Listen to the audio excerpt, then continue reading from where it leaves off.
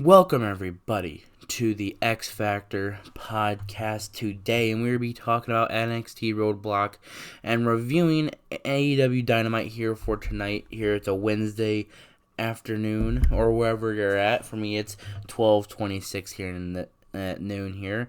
We're going to be going over a lot of these matchups that happened last night at NXT Roadblock. It was, in my opinion, NXT Roadblock was really good, and the main event, I don't know what happened at the main event, but we'll go over it here tonight. The first matchup they start off with Tiffany Stratton introducing the whole thing, and she's going over all the matchups. And when it came to Roxanne Perez and Miko Satomura, she was pretty much like, whoever wins, watch out, I'm coming after. So we're gonna be going over that later on. And Tony D'Angelo with Channing Stacks Lorenzo defeated Dijak in a jailhouse street fight.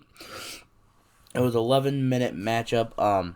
It started off really well. It started really good for them.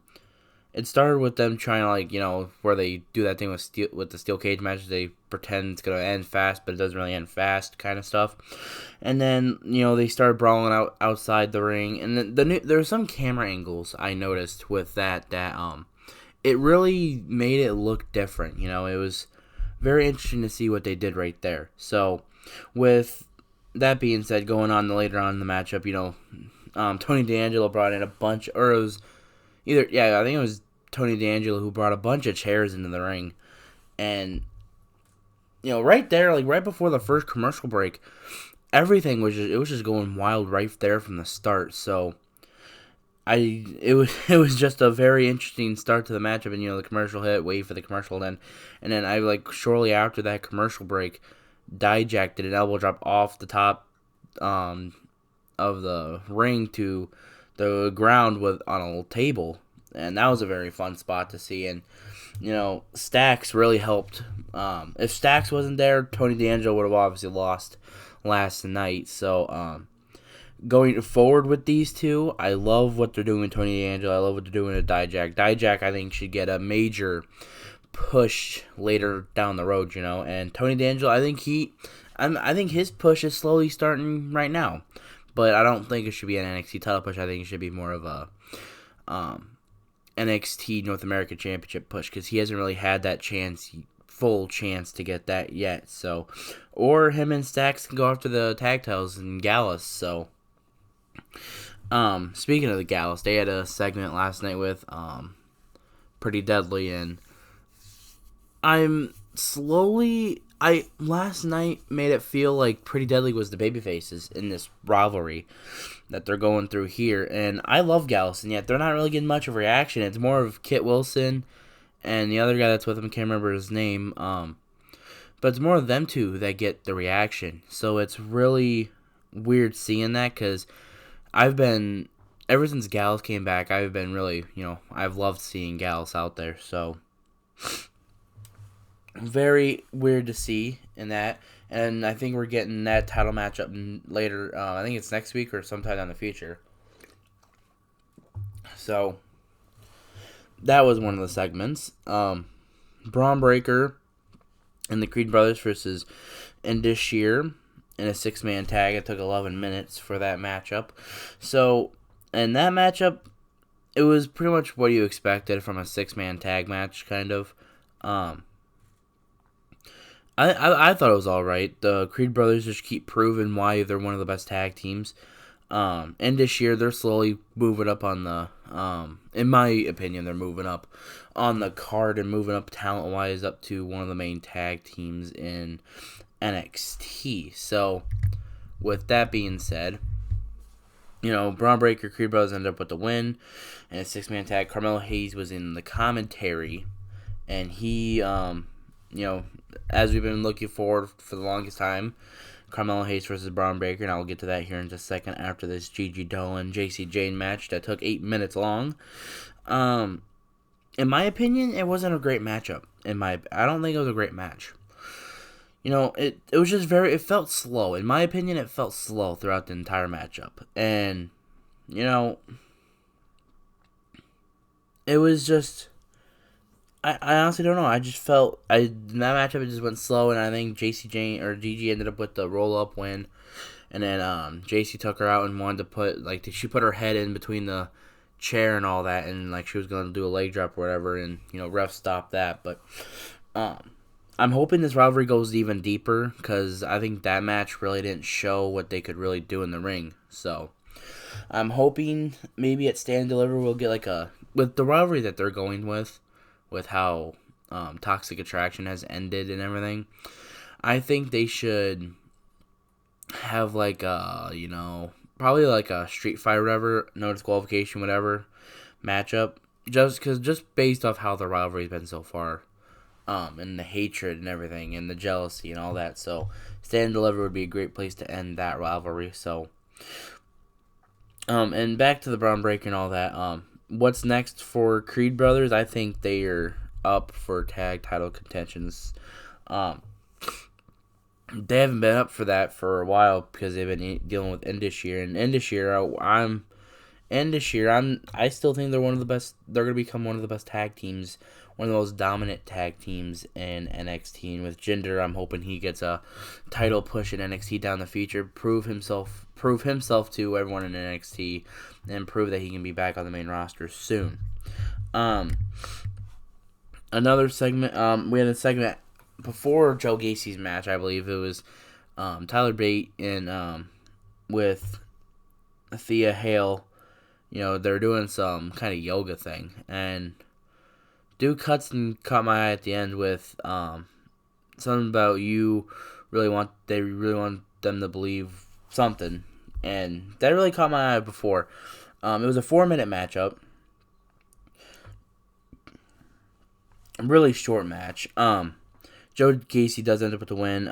Thea Hale does stand up to Ava Raine, The Rock's daughter, if some people didn't know that, or some new wrestling viewers, some of the viewers that don't know. Ava Raine is The Rock's daughter. So I'm loving Schism. I love their faction that they got going on there. That's a very interesting group they got up there, and I'm hopefully sometime in the future they will end up on the main roster. And with Chase University, they're seeing cracks. They're seeing cracks that you don't really want to see. Duke Hudson went off on them after the match and pretty much said that they're losers. He pretty much said they were losers, and like I said, I have not been high on Duke Hudson. Well, pretty much I've been thinking Duke Hudson's going to turn on him sometime down the future. So with that being said, yeah, that's pretty much how that ended. Braun Breaker came out in a segment and said he challenged Carmelo Hayes and said every time he'd get a championship match or retain his title, he'd come out the next week or week after that on NXT and he'd hoping for Carmelo Hayes' theme, and it never hit because it'd be someone else's. And apparently they had a meeting a couple years ago when they first started, and they were told that them two were the biggest, them two were the next guys coming up. So if you really think about, and I think with this two, it's not really much of a feud. It's more of a respect who's better kind of deal. Like who's gonna, they had that, meeting a couple years ago, who's gonna step up and pretty much who's the better man, who's gonna step up on the main roster, NXT, wherever they're going. Who's going to be the next generation that's going to really be the next God, or next Cena, next Roman, next Undertaker, Triple H, whoever that might be.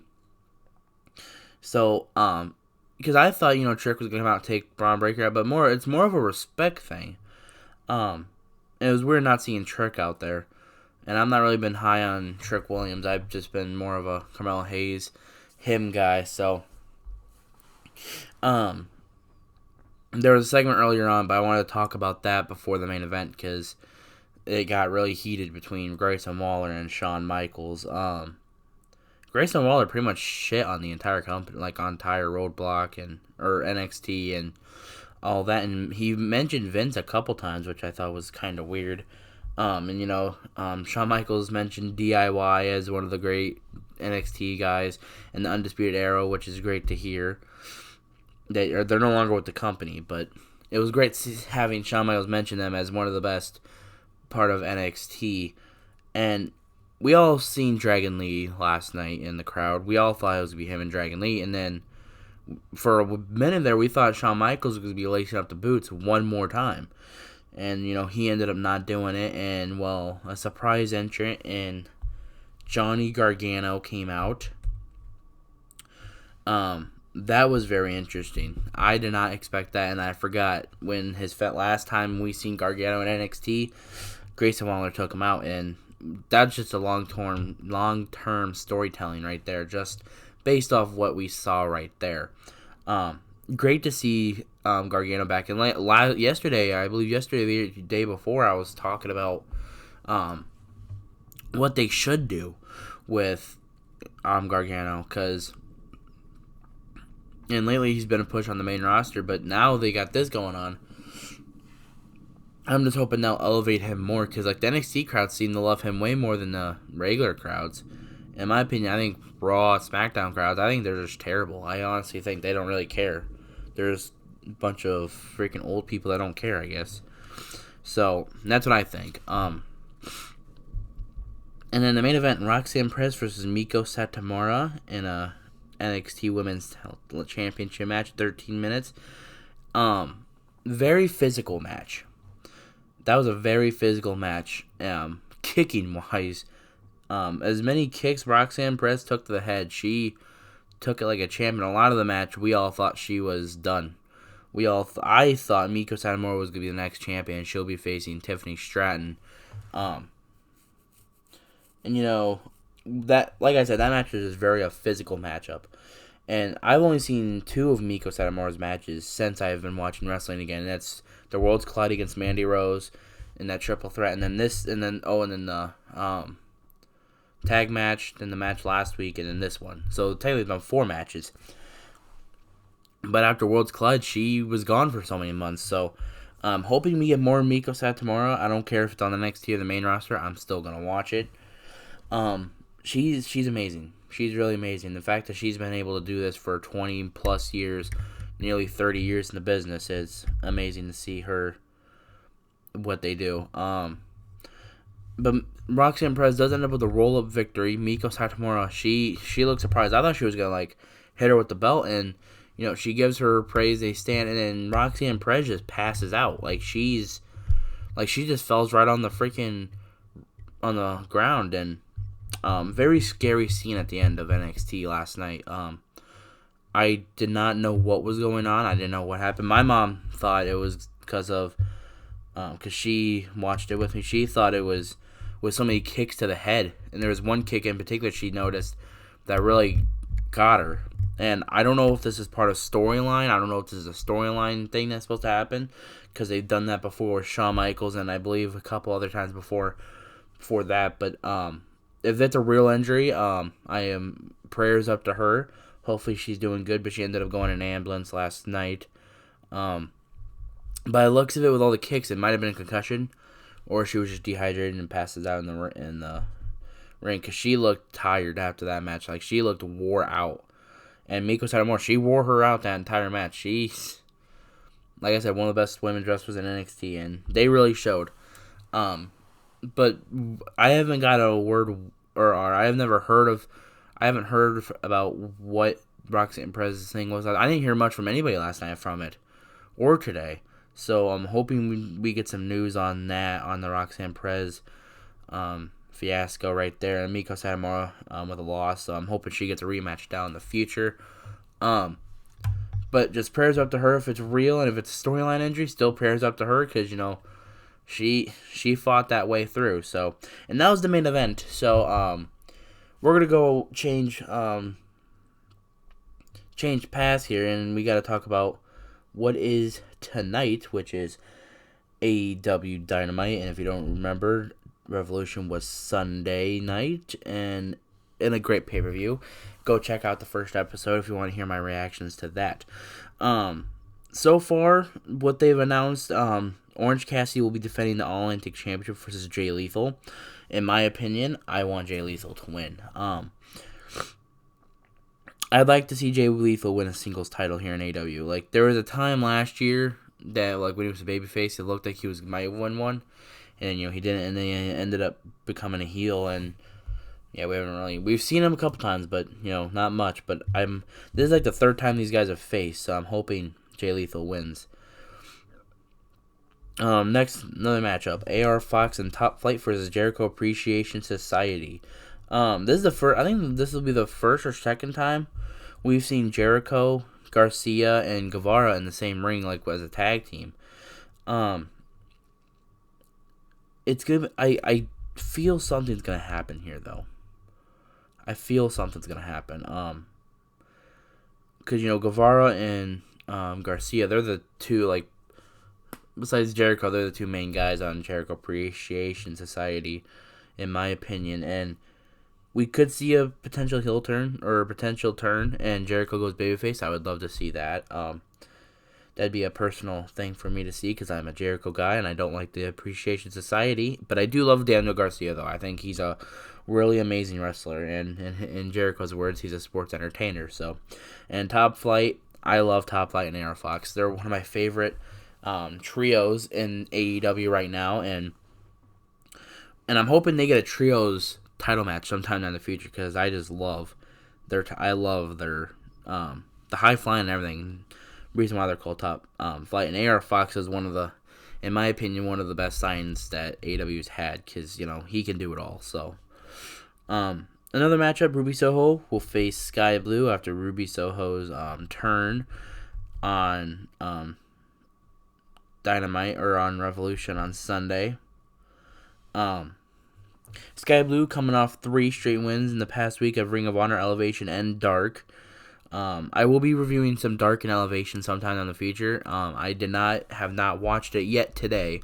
I will be watching that later on. I'll be watching NWA later on. I'll probably review all that tomorrow with Dynamite. So if you're not really much of an NWA guy, or if you don't want to watch Dark or Elevation, come to my podcast and I will tell you all about it, and I will tell you who I think is really catching my eye here.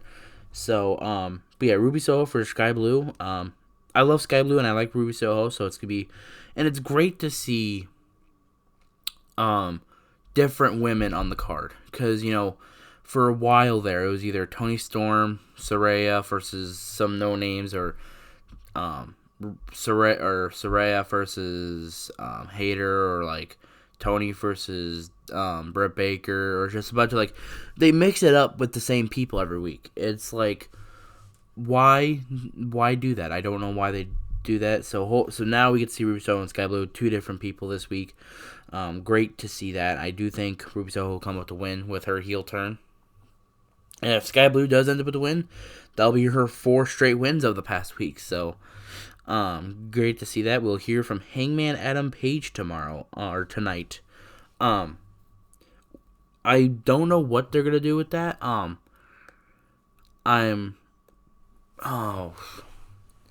honestly don't know what they're gonna do. I'm pretty sure gonna have to say, he, won the match or whatever, and maybe we'll see a return or whatever. Because after we're gonna hear from him, obviously someone's gonna come out. So, just don't let it be Adam Cole because we've seen enough of that last year. So, some other news coming up for tomorrow. Or tonight, Alex Reynolds versus John Silver will face Jon Moxley and Claudio Castagnoli. Dark Order versus Blackpool Combat Club. That's gonna be something right there. Combat Club, Claudio and Wheeler Yuta have been going after Dark Order for the last couple weeks, so something we'll get to see there tonight. And they haven't really shown much on what's gonna be on the card. They haven't really shown much. That's pretty much all they have for tonight. Maybe we'll see some other and plus they didn't even show the whole card tonight. Every week Dynamite would show, or AEW would show what's gonna go on that night. There's a lot of things that they haven't shown. Oh, and Wardlow, I forgot Wardlow will be facing Powerhouse Hobbs for in the TNT title matchup. Another thing, Um, if you guys didn't know, someone broke into Wardlow's car last night. So, there was a video I seen. It was Wardlow. Someone broke into Wardlow's car, took all of his stuff. It was a rental car. They took his belt. They took his TNT title. They took his ring gear and everything. So, and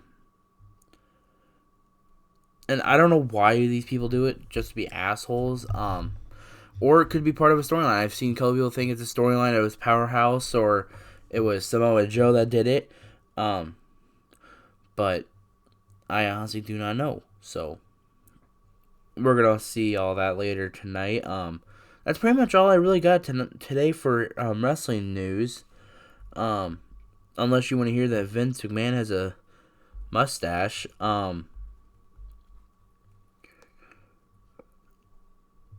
But actually, you know what? I'm gonna do something right here.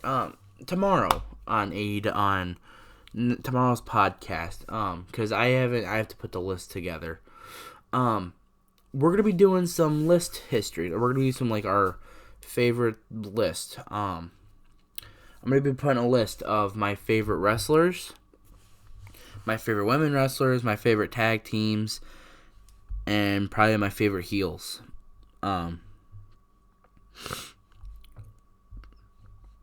I'm going to do that tomorrow. So, there's quite a few things that I'm going to do tomorrow for tomorrow's podcast. There's not a lot today. And wait a minute. Hang on a minute here. WWE's next 3 pay-per-views will not allow America. Backlash will be in San Juan, Puerto Rico, May 6th. That's going to be huge.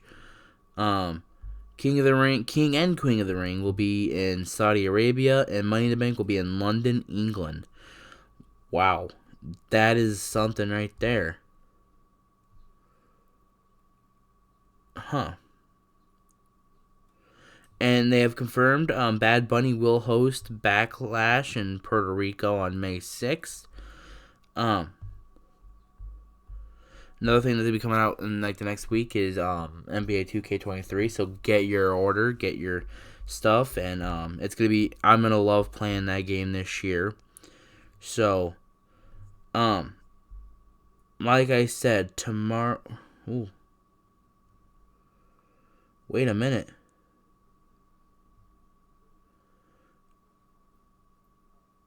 Wait, hang on a minute here. Some guy just posted on his Twitter here. For sale, authentic boxing championship belt, 10,000. Nearest offer, DM forbid. That better not be the regular title. If that's the real title, if that's really Wardlow's belt, he is a horrible person.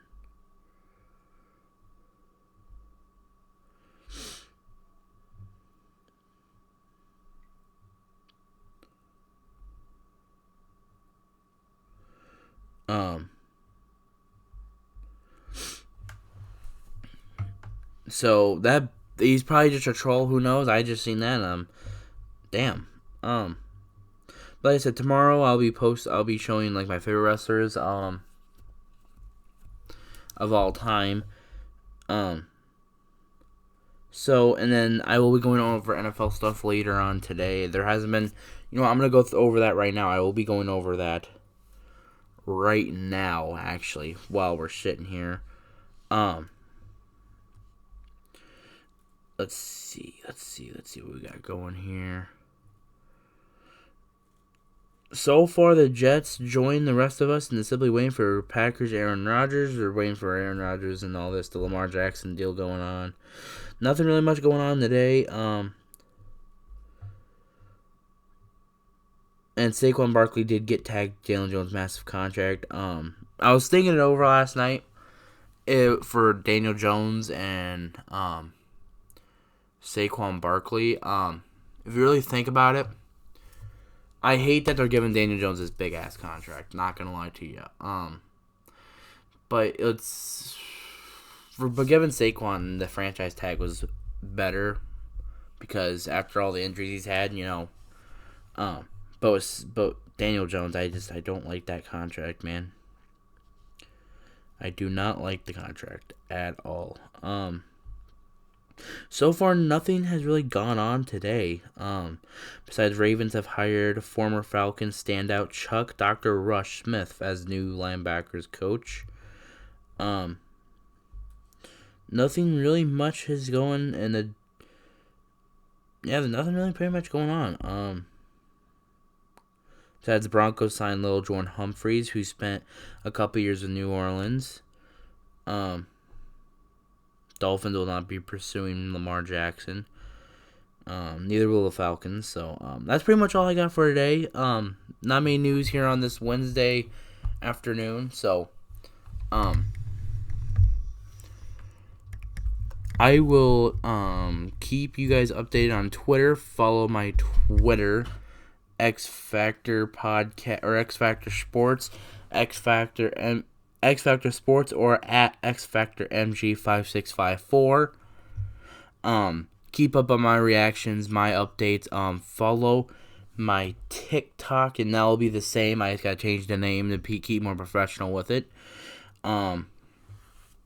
So have a good day, and well, stay blessed, and do what you need to do to stay alive. Have a good night.